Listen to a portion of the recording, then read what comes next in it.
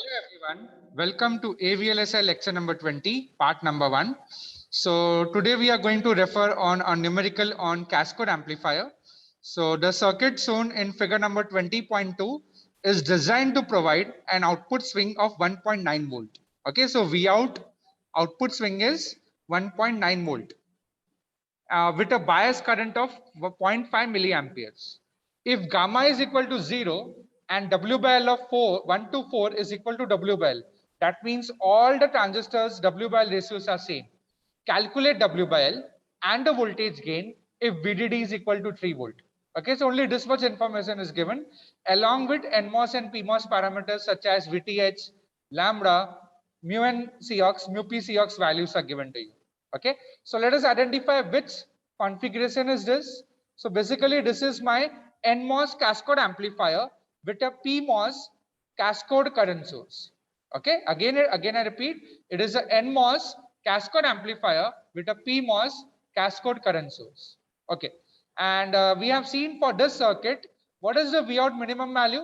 So Vout minimum value for this network will be the overdrive voltage of M2 plus overdrive voltage of M1, which will be VGS2 minus VTH2 plus VGS1 minus VTH1.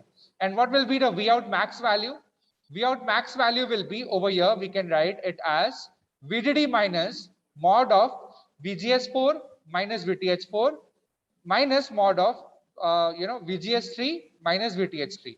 Okay, and we can rewrite this in this form: Vout max is equal to VDD minus bracket VSG4 minus mod of VTH4, right? Because VTH4 will be negative because it's a PMOS transistor, minus of VSG3 minus mod of VTH3.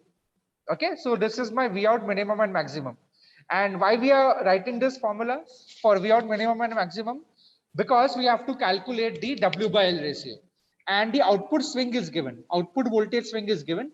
So what is output voltage swing given by? Vout minimum minus Vout maximum. I mean Vout maximum minus Vout minimum. So Vout max minus Vout minimum is equal to 1.9 volt. Okay. Now that is what we write over here. What is Vout max? VDD minus VSG4 minus mod of VTH4 minus VSG3 minus mod of VTH3 minus of, now we will write Vout minimum. So what is Vout minimum?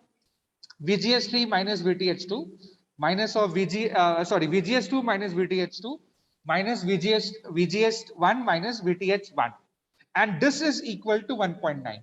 Okay, so VDD is 3 volt, this is 1.9. So if you take on that side, you will get 1.1. So 1.1 is equal to the overdrive voltage of M4 transistor minus the overdrive voltage of M3 transistor, and then minus of overdrive voltage of M2 and M1 transistor itself. We call this equation number 20.1.1. Okay, now we know the drain current is given by half mu n Cox W over L VGS minus VTH the whole square. Okay, so for both the NMOS transistors and M1 and M2, the parameters will remain the same, and for both the PMOS transistors, the parameters like VTH, lambda, mu P Cox will remain the same. So keep that in mind. So how can we write ID is equal to half mu n Cox W over L VGS minus VTH the whole square. So from here, VGS minus VTH will be square root of twice ID divided by mu n Cox W by L. Now this is for NMOS. For PMOS, it will be twice ID divided by mu P Cox into W by L. Okay, so what we will do is, in the above equation of 20.1.1, wherever there is VGS minus VTH or VSG minus mod of VTH, we'll substitute using this formula. Okay, because mu P Cox W by L ratios all are same for all the transistors. Okay, and mu P Cox for M3 and M4 is same. Mu n Cox for M1 and M2 are same. And what is the bias current flowing? Bias current of 0.5 milliampere is flowing. So since all the transistors are connected in series, the same biasing current will flow through M1, M2, M3 and M4. Okay, so hence we can equate this very easily. We can rewrite this expression number 20.1.1 as 1.1 is equal to, instead of VSG4 minus mod of VTH4, we write twice ID divided by mu p Cox W by L, the whole raised to half. And then you will get here you will get twice ID mu p Cox W by L raised to half again. Again you will get twice ID mu n Cox W by L raised to half plus twice ID mu n Cox W by L raised to half. Okay, I think in equation number 20.1.1 there is an error, because when you take 1.1 on this side and to take all the other terms on the right hand side, all these things will be plus. So let me change it over here. All these minus signs won't be there. There will be a plus sign over here. I hope you all also agree, right? You check out the previous step and then check out the next step. You'll get the clarity over there. So here you will get a plus sign over here, because we will get VDD minus 1.9. So we are taking 3 minus 1.9 on the left hand side, rest all the terms on the right hand side. So if all the terms will be positive. Okay, so let me add it over here. Instead of negative sign, we'll rectify the mistake over here itself. Next step we have not added it. The next step is correct. Okay, so instead of the overdrive voltages, we write twice ID mu p Cox W by L for M3 and M4, and for M2 and M1 we write twice ID mu n Cox W by L raised to half. Okay, so now from this we will take common as twice square root of twice ID. Okay, we'll take the common as twice square root of twice ID. So inside the bracket you will have 1 divided by, because why twice? Because these two terms are added, right? And these two terms are added. So 2 will be common outside. And inside the, it is raised to half. So you'll have square root of twice ID into 1 divided by mu p Cox, square root of mu p Cox, plus 1 divided by square root of mu n Cox. So you can check it out. And also 1 upon square root of W by L also will come common. Okay. So now what do we do is we'll take W by L on this side and we'll square both the sides. So what we will get, W by L is equal to 2 square into root 2. That will be 8 times ID into 1 divided by square root of mu p Cox plus 1 divided by square root of mu n Cox, the whole square, divided by 1.1 square.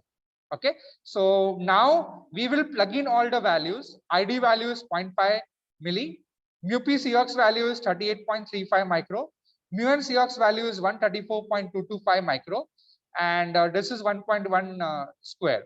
So we'll put it inside the calculator, plug in the values in the calculator, and you will definitely get W by L as, let us wait for 5 seconds. So plug in the values very, very carefully in your calculator. At this step, you should not make any mistake in calculations.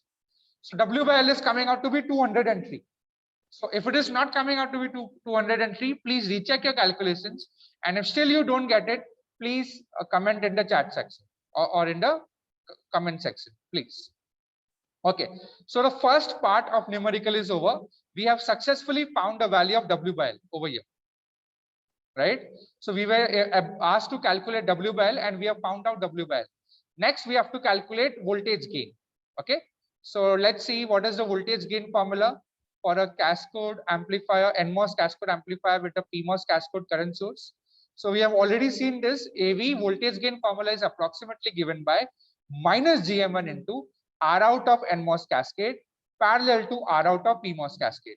And here are the formulas for NMOS and PMOS cascades. So here we have to find out RO1, RO2, RO3, RO4, and also GM2, GM3, GMB2, GMB3, and also we need to find out GM1. Okay, so let us begin.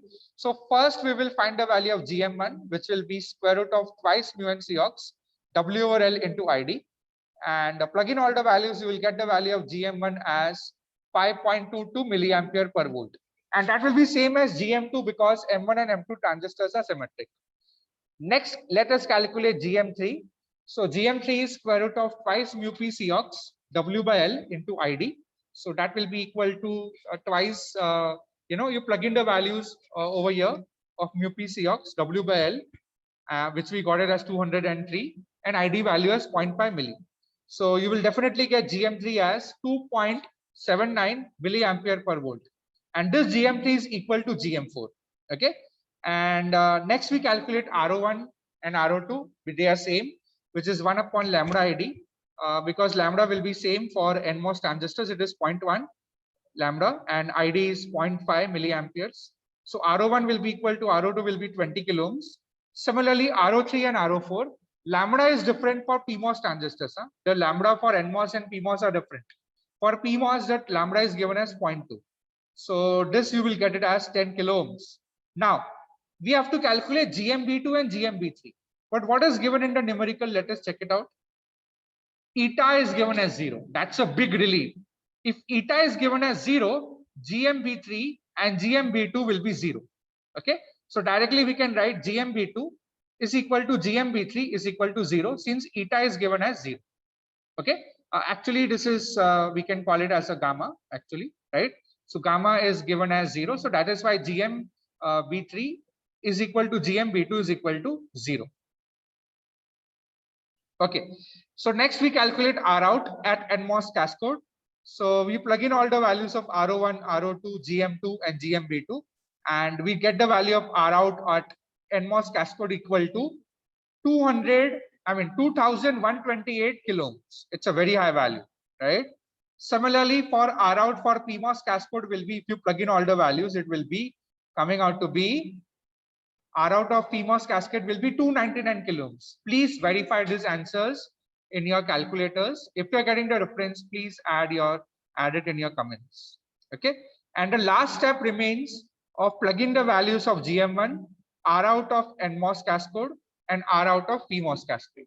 So over here, we will multiply them and plug in the values in the calculator and you will get the value of voltage gain as AV is equal to minus 1368.49. As you can see, we have, analyzed various amplifiers, right? And this is the maximum gain which we are getting out of all the amplifiers which we have studied. So this cascode amplifier with a PMOS cascode current source is providing a very high voltage gain, around 1368. Okay, so that's how you calculate the voltage gain for a NMOS cascode amplifier with a PMOS current source load. Okay, so which was for this circuit over here. And by the way, if they give the value of gamma over here, actually this is gamma not eta, sorry for that. So if gamma value is non-zero, then your GMB3 and B2 value we have to calculate. Okay, so only that much we have to take care of. Rest all the things are pretty straightforward. Okay, fine. So I think that will be all for this session. We have completed this numerical and found out the value of W by L and the voltage gain for this NMOS cascode amplifier with a PMOS current source load. So that will be all. Thank you everyone for joining. So have a good day.